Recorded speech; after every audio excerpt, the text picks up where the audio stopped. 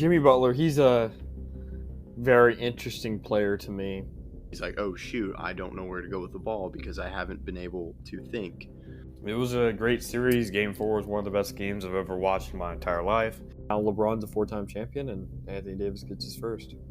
It's unacceptable. So happy when the Astros lost because it would definitely be a 2020 thing. Yeah, I was impressed by their game. Braden Point, Andre Palat, Nikita Kucherov, that was the best line in the playoffs, no doubt. Stay undefeated when they face the mighty Cowboys with Garrett Gilbert. Hey everyone, I'm Jared Sandler, and you're listening to Outsiders Opinions. What's up, y'all? Welcome to our NFL Opinions of the Week. I'm Kevin. I'm joined by the man that is it's going to take a little bit of getting used to. It's the new kickoff for the NFL. I'm watching the XFL kickoff, and that's a result of the rule change. But Austin, how does it feel to see something has been destroyed or it's changed? Here's my thing, Kevin. I think the new kickoff is good, but not what the onside kick has to be now that it is restricted to only the fourth quarter, and you have to say it is going to be an onside kick, and then you have to set up like a normal old kickoff. I think is extremely weird. Like you have to set up an old formation to do an onside kick, and you can only do it in the fourth quarter, and you have to tell everybody you're going to do it. That is stupid. I do like that now we're actually making the kickoff a good play. Like it's actually a play now instead of just fair catching it every time. Because now if it doesn't get recovered, it's feasible that one of the other people on the other team could recover it. So you see the Steelers sign Cordero Patterson, who has the most kickoff returns ever, and over double anyone else since his career has started. That's a good signing now. Because I think that kickoffs will be utilized a lot more. To increase field position, because now there's going to be a chance that it's below the 20, or in between the 20 and 30, and if it does go out of the end zone, you get the ball at the 30 now, not the 25. So you would be giving more yards away. But they should have done 4th and 15, one play, or something of that nature, because there is no real way to onside kick, and that's been the problem I've had with the league for a while now, is because here's my biggest problem. The Sean Payton onside kick in the Super Bowl against the Colts that really set the tide for them to end up winning that game is impossible now. Not just unlikely to get it. It's impossible because you can only do the onside kick now in the fourth quarter. You can't do it coming out of halftime. Another problem I have, one more, is how does this affect the college game? The colleges don't use this type of kickoff. The colleges didn't change their rules. So how can you really truly determine if it's a good kickoff returner or not? I feel like there's a lot of problems with this, but I'd like to hear what you have to say. Yeah, so it's going to be weird, but I understand it's for the change. And I do think we're going to get exciting kickoffs. It's not going to be a time where you can go get a drink from the fridge. No, I need to see what happens. Because the kickoffs in the past, before the past few years, used to alter it's about field position. We talk about that with turnovers. So that's something that we could see. But yeah, you and I are on the same page about the onside kick. Because if you're going to make it, okay, you have to tell people it's an onside kick. I also don't like the fourth quarter. You brought up Sean Payton coming out of halftime. I thought of more recently college football. When Nick Saban, in the first time Clemson faced Alabama, Nick Saban decided to do an onside kick out of halftime, and that changed the tide of the game. That showed how Nick Saban just was more prepared for that moment than Dabo Swinney, and that helped Alabama beat Clemson in a close game. So that's the point. It's just surprise. So if I'm going to tell you, hey, I'm going to do an onside kick, I do think this is going to put pressure on special team coaches to make sure, hey, this is what you do for an onside kick. But there's already no chance. It's the same old rules. What are you going to do? Yeah, it's just you're hoping someone doesn't know what to do for their job, and you're going to capitalize that. It should just be 4th and 15 because it's a decision. It's going to protect safety. from kickoffs because I think that was why they changed the onside kick rule in the first place. And it just adds more excitement. I think there were so many games where I was like, yeah, they could have come back, but they have to do an onside kick, and that's not possible because it's a less than 2% chance of them winning or getting it back. It's not a skill-based play, Kevin. That's my problem with it. There's no preparation you really need. Hey, we've seen this before. They told us they're doing it. There's only so many things they can do. You can only expect it in the fourth quarter. Well, here's the thing, Kevin. The squib is eliminated because if it doesn't fall in that window of I think it's the 30. 30. Or the 40. Is it like the 35 to 25 or 35 to 20 or 35 to 15? There's like a range that it has to be in. And if it's before that, you can't squib it. So you couldn't. And here's another thing. If you're onside kicking it, you have to onside kick it. Like you can't decide, oh, I want to kick it deep now because you can't kick it because there's the new kickoff rules. It just really does affect everything regarding that because so many teams, like you said, they would have had a chance of coming back, but you can't get an onside kick. So many teams will be affected by the fact that we get to walk over, or you probably just have to tell the ref, and then the ref will tell the other coach, hey, they're onside kicking it. Okay, let me just put a full hands team in there. All my wide receivers on the field because they can't kick it deep. It's against the rules to kick it deep because they're saying they're onside kicking it. That's a great point. I do think special teams coaches do have more of a role now. However, I don't like it because the onside kick is going to mean nothing. The only time that I can remember an onside kick working was the Cowboys versus Falcons and that improbable comeback. And the only reason it worked was the Falcon player did not know that he could touch the ball before 10 yards. That's the only reason the Cowboys got the ball back.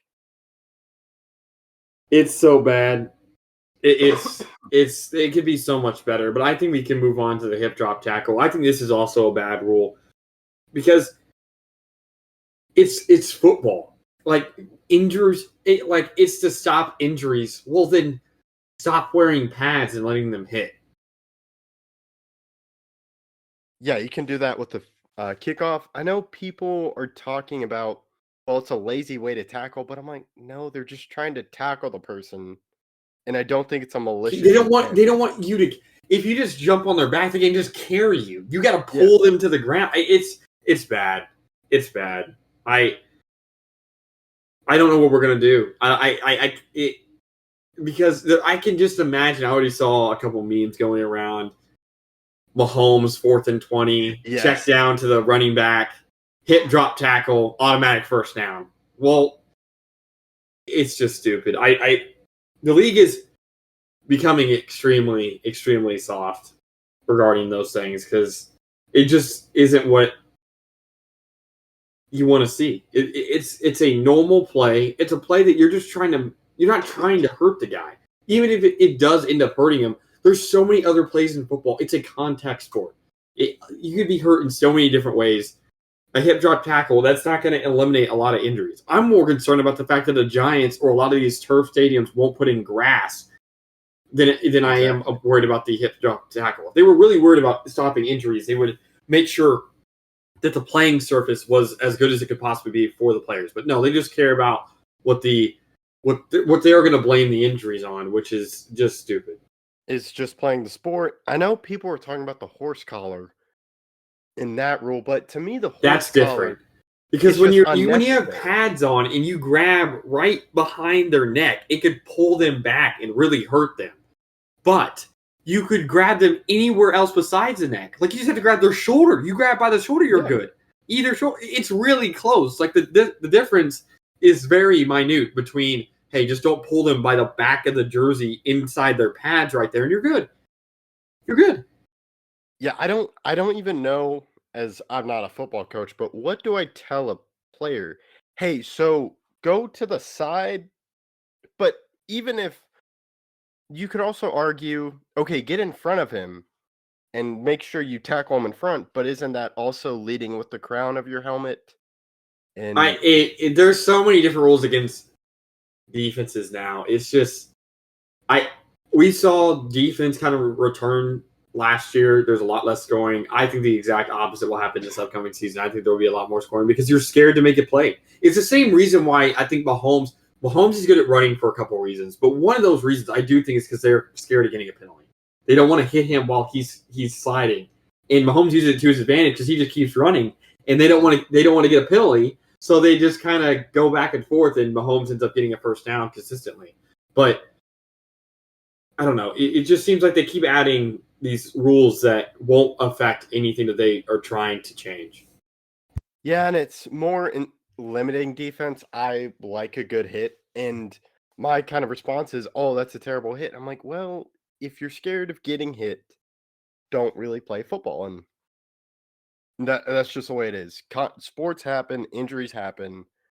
There are some rules where, like we talked about with the horse collar, that's just unnecessary. I really don't understand what is the alternative to a hip drop tackle and still tackling someone instead of just letting them run by you?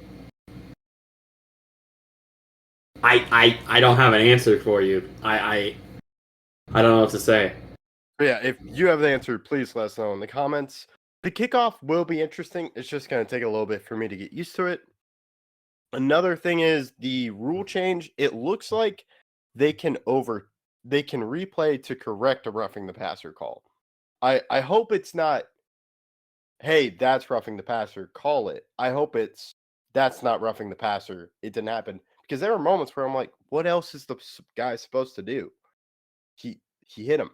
Yeah, I still remember back in, I think, 2019 when that Dolphins player tried to avoid falling on the quarterback and ended up tearing his ACL. It's just, there's a lot of plays where I feel like I saw a guy on Twitter, I guess formerly known as Twitter, now X, say that within 10 years, sacking the quarterback will be banned. And the way this league is going, I would not be totally shocked if that ended up being the case. Yeah. And JJ Watt, I know, tweeted. I think you still say tweet, but you still call it X. He's like, he was not a fan of the hip drop tackle, and he said, we're just going to put flags on him. That may be what happens. And I do think a lot of people will stop. I don't think it'll be one of the more popular. I mean, it'll still be a very popular sport, but it'll be less enjoyable for a lot of people seeing it in a flag football way. People don't want to watch flag football. They want to watch full tackle hitting football. I do like the rule of if you get one successful challenge, you get a third challenge. Yeah, I like that as well. Then the replay can also be used if there's clear and obvious visual evidence that the game clock expired. I like the idea, but why not just have a buzzing, like, do what the NBA does with the buzzer? Or this rule I don't get, because there's been so many plays where the ball has clearly not been hiked. But I'm like, it's okay because that happens. Every team gets those. Every team gets those. Mhm. But now I don't know what's going to happen. Like you said, that would probably why do we need to review it? I mean, unless it's like down to the millisecond. Okay, fine. Like the NBA still has reviews, but if it's clear, like a buzzer is sounding and the ball is still in the center's hands, why do we need to review it? Yeah, I don't get it. Just it's so old school where, okay, I look at the clock. The ball snapped. Oh, just do it to where they can hear it and be like, flag, delay of game. Well, I didn't even think that was big of an issue. Like, delay of game is fine as it is. Like, it's obvious that it's not perfect, but it's also okay as it is. Every team, like I said, gets those calls. Yeah. But if you're going to change it, the buzzer is a much better way to change it than let's review it. That's just going to waste more time that we already spend on a lot of reviews. Yeah, that's another thing. Review just takes forever. And I'm like, okay, well, I got another stoppage in play. And that's another thing. But I'm excited to see the kickoff. I like the Cordell Patterson. Because field position, I wish they would just do something to make it easier, just a little bit easier to come back. So you have that as a viewer. Okay, so they're not out of it yet. Yeah. That's a good point.